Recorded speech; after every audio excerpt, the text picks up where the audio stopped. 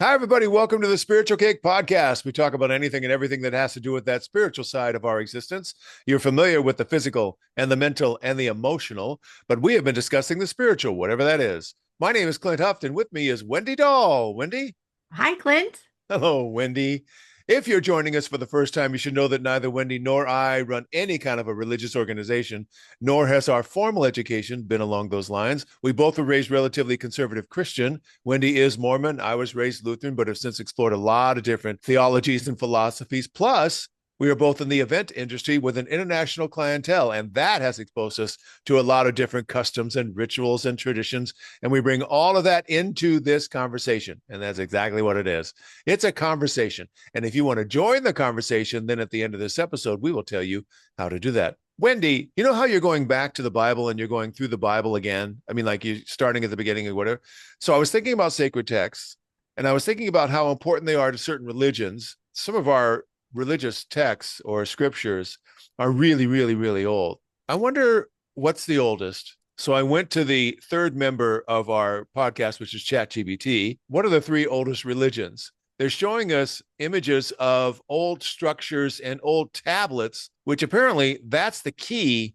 If they've seen somebody make a record of what they believe in, then scholars will take those sources and then start to kind of compile theories of what does this mean and how old is it and stuff like that. So the Sumerian religion, Mesopotamia, do you know what geographically, do you know where that is in the world, Mesopotamia?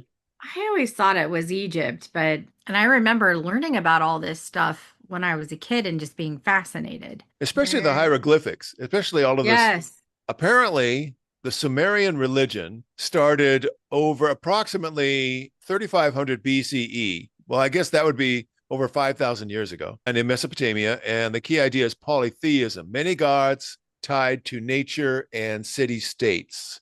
This is the first religion we have written records of thanks to cuneiform tablets. The cuneiform tablets, that's what we're talking about. I think a long time ago, we had an episode that talked about why do human beings attach some sort of spiritual component to material objects? In certain lore, there's wood nymphs and there's gods of the mountain. And so I can see where, following that line of thought, that they would have many gods tied to nature, city states, that sort of thing. But then you go into Egypt, the Wait, ancient. before we move on, Mesopotamia is in West Asia. So it's between the Tigris and Euphrates rivers, which corresponds to modern Iraq, includes parts of eastern Syria, southeastern Turkey, and western Iran. Boy, the Middle East, The that Middle East. really has a lot of stuff going on. You know Yes. what I mean? Have you heard that the Garden of Eden, some people think it was in Africa, but I'm beginning to think that maybe it was also in the Middle East someplace. It's just because everything else seems to have been born there in the Middle East, especially Iran and what was Persia, all that stuff that was going on in the Old Testament. It all seems to take place around that area. Does that make sense? Sure. I mean, I've heard so many different locations for the Garden of Eden. I wouldn't be surprised. What other locations have you heard of? I had heard that it was in the Americas. Oh, But then, really? yeah, but you talk about this and it's like, well, that makes a ton of sense. So AI says that it's believed to be located in southern Mesopotamia near the Tigris and Euphrates rivers, Right. although some theories suggest it could be the Armenian highlands or even the Persian Gulf area. The exact Right. location remains uncertain as biblical texts provide limited geographical clues. Me and my curiosity starts reading about all these things, and there's people that believe that there was one giant landmass and that it wasn't the continents that exist today, which would explain, why there's different populations in different Oh, areas of the world. But I right. mean, it's just theory. But as far as like making sense and based on where the first, why wouldn't it be Mesopotamia? Because I can't imagine that they had, airplanes that they could fly, obviously. I was thinking about the migration. If wherever it started, Yeah. if you believe in the historical accuracy of the Bible, which I'm going to get to in a second, Hmm. then it makes sense that as the population expands, they can't, like you said, they're not going to hop on a plane. It does make sense that it would all be in that region in Yep. order for everything to grow. Okay, so then the next oldest one is ancient Egypt. They're thinking that was about 2600 BCE, obviously ancient Egypt. And then the key idea is that it's complex afterlife belief system and divine kingship. Well, okay, so that means the king is a god, something like that. but the afterlife is fascinating to me. And I guess maybe the hieroglyphics and the illustrations that we can see on the YouTube side. But if you're listening to this, it's the things that you've seen before, the upright figures, and then a lot of the hieroglyphics around it, picture of a dog or a human with an animal head, or which I guess would be a god. Anyway, it's that kind of a deal. It's interesting that they also connected an afterlife to this, which is okay. And why it matters, according to ChatGPT, one of the first religions with detailed afterlife concepts, judgment, soul, immortality. Then the next one is the one that you're really familiar with, Wendy, because of all the weddings you do. The Vedic religion, which is early Hinduism, that was about 1500 BCE. The Indian subcontinent, they have rituals, hymns, cosmic order. Oh, hymns. That's interesting. I wonder if they were the first religion to incorporate music as part of a base of their practice, which we're very familiar with in the Christianity, right? You sing Yeah. hymns at church? Oh, yeah. Yeah. Their text is the Rig Veda, one of the oldest religious texts. That was my first kind of impulse for this line of thinking or questioning, was the texts themselves, the scriptures. But anyway, so the Rig Veda, it evolved into Hinduism, the oldest continuously practiced religion today. There you go. So I wanted to note something interesting. So from Mesopotamia to Egypt is 620 miles. And I think the time frame, if you scrolled up, is like 1,000 years between the first and the second. And so to search from the distance from Mesopotamia to India, it says 2,000 kilometers. 2,000 miles from India. So interesting So to see that like over that distance of time that people were traveling, that they didn't stay in one place. I mean, some people did, but as far as the early Hinduism, for them to be on the Indian subcontinent, they would have had to have traveled 2,000 miles from Mesopotamia. see, that begs the question of, was there a single source of humanity, the origin of humanity? Was it a single thing, or somehow did humanity spring up everywhere? You know what I Yeah. mean? I don't know.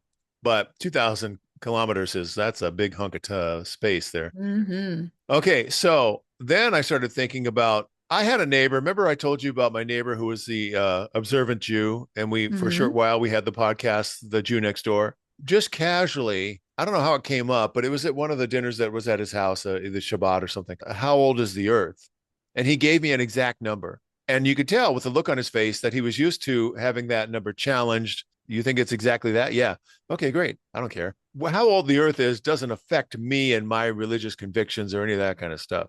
However, it's really, really important to some people is how old the earth is.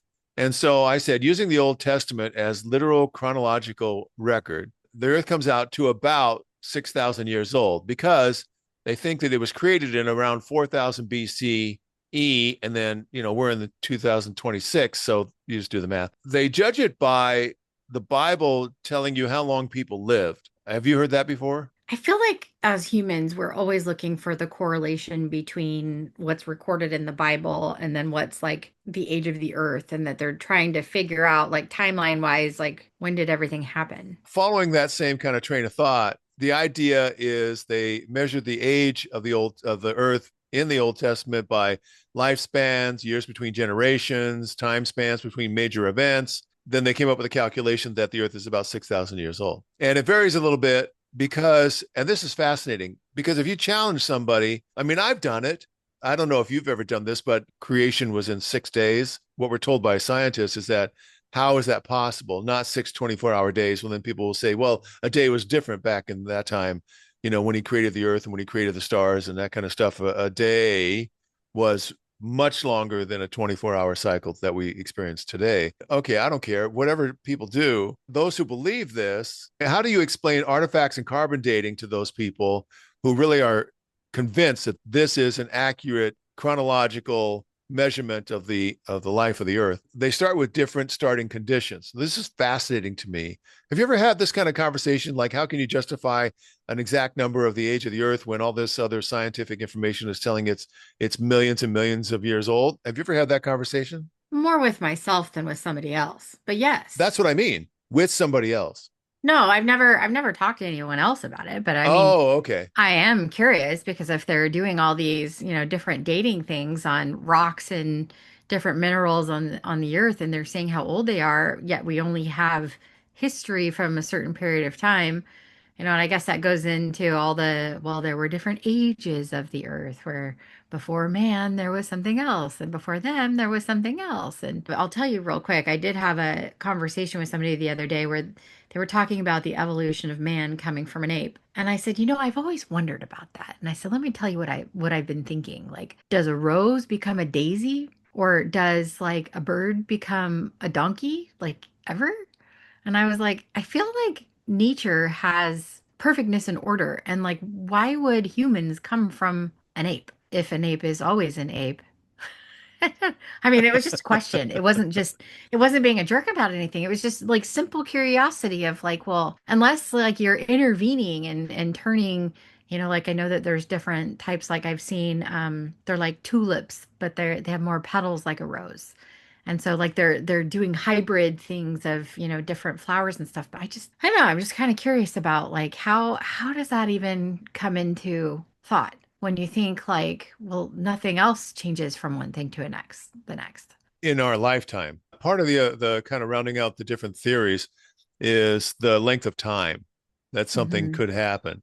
And it could The, be correlated. yeah, I mean, who knows if that was Mhm. actually the evolutionary process that brought us Right. to what's on the earth today. You ever And heard was a that? rose always a rose, or was it something before? I mean, I don't Well, know. I That was just my whole question of like, yeah, huh, that's legit. yeah. Absolutely legit. That's a really good, valid point. I read someplace that the vertebrae in a bird is exactly the same number of vertebrae in the dinosaur fossils, including a brontosaurus. No So we're way. talking about giants that used to walk the earth Right. and little birds that apparently have the same skeletal structure when it comes to the number of vertebrae. Now, that is different than other species. Like our neck is different than a bird's neck.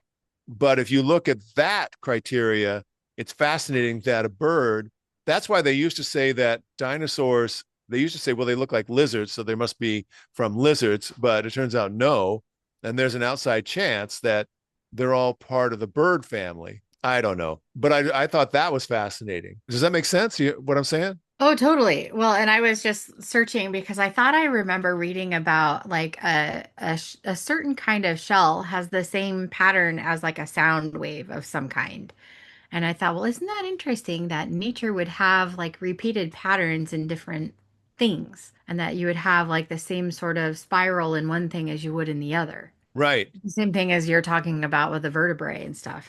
Yeah. Yeah. Okay. Let's go back to ChatGPT for a second. Because if we kind of dive a little bit deeper into how do you justify that you think the Earth is about 6,000 years old when we have all this other scientific information, I'm just going to kind of go through the justifications and how people who believe in the 6,000 year concept, they justify thinking that when this other information is readily available. First of all, different starting conditions. Trees would need rings to survive. Stars need light already visible from Earth. Humans were created as adults. If God created it, then he created it fully formed. So there was no necessarily an evolutionary process. It was fully formed, and the trees already had rings, and the stars already existed, and that kind of thing. So then, number two, questioning radiometric dating assumptions. Methods like radiometric dating, I guess that's a form of the carbon dating or something like that. The starting amount of radioactive material is known.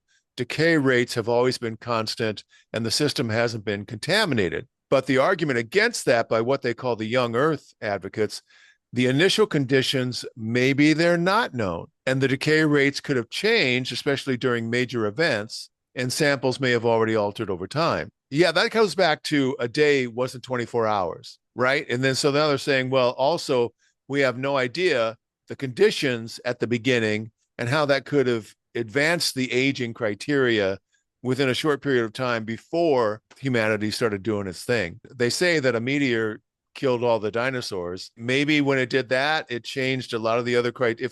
If it was such a global event that destroyed a species of animals, then who knows what else was affected in that way. And so from that standpoint, using my imagination a little bit, I can see where the argument would come up that so the criteria that we're using today to date things, it doesn't take into account that what it's measuring was really different 6,000 years ago. Does that make sense? Yeah. That's fascinating. in the Bible, there's the flood, the global flood that was Noah's flood. So maybe that buried organisms, so that made fossils were formed more quickly. It mixed the geological layers, making timelines look longer. It altered the environment, affecting the dating results. That's kind of like just piling on that concept of the conditions have been altered and you're not really measuring time as we know it today. And then the carbon dating limits, it's only considered reliable up to 50,000 years, even in mainstream science. The young Earth proponents argue contamination or fluctuations in atmospheric carbon could skew the results. That's kind of what I just said about the meteor that hit the Earth.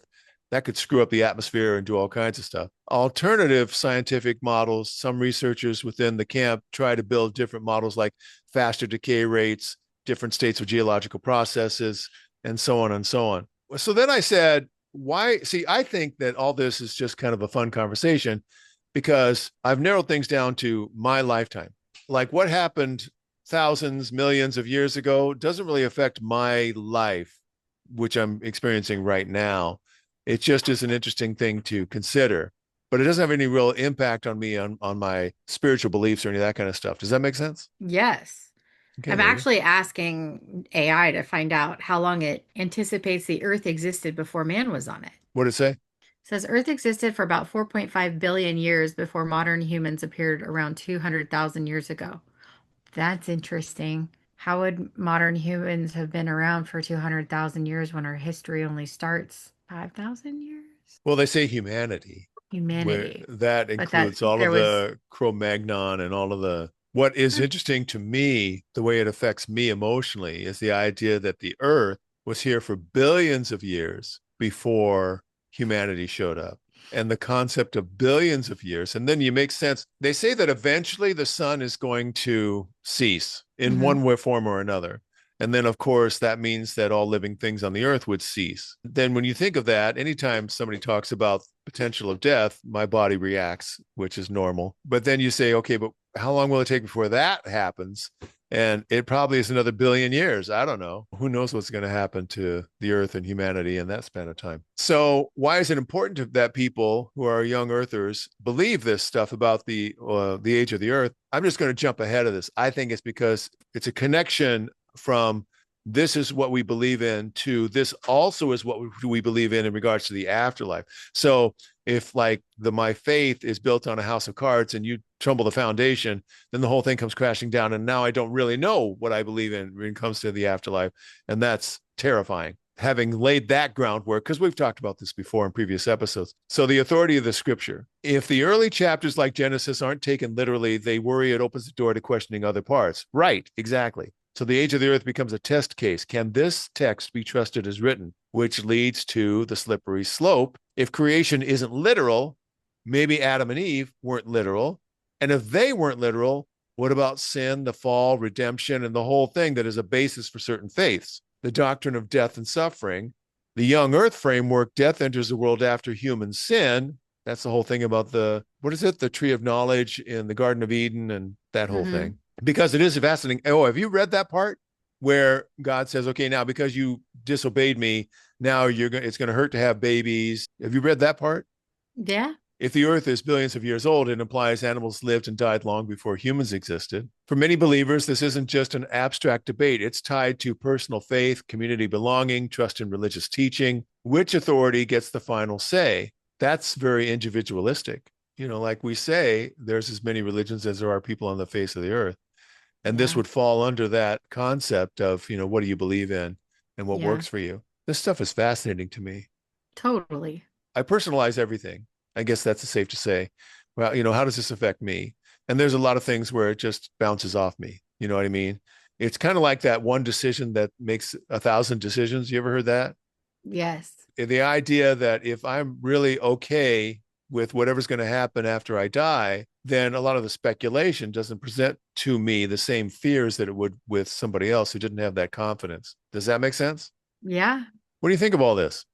I mean, this is fascinating where I'm reading about the James, is it Usher or however you say his name from the 1600s? It calculated that creation 4004 BCE and that Earth is only about 6,000 years old. Yeah, I think that's what I'm just reading. I think maybe that's the Well, source it's material. funny. So, of course, I jumped down the rabbit hole of like, well, how long has the sun been around in relation to the Earth? And it said that they were roughly the same age, both formed from the same rotating cloud. So, I mean, it is Oh, fascinating to start thinking of timelines and when did things happen and even like did the measurement of years equal from history that we're reading in the Bible to what is equaled now? I mean, there's lots of questions to ask. the first thing I thought of was that, okay, so the relationship from the gravitational pull and centrifugal force between all of the solar system in relation to the center, which is the sun, like the minute that thing got set up, it's been like that for as long as there's been a solar system,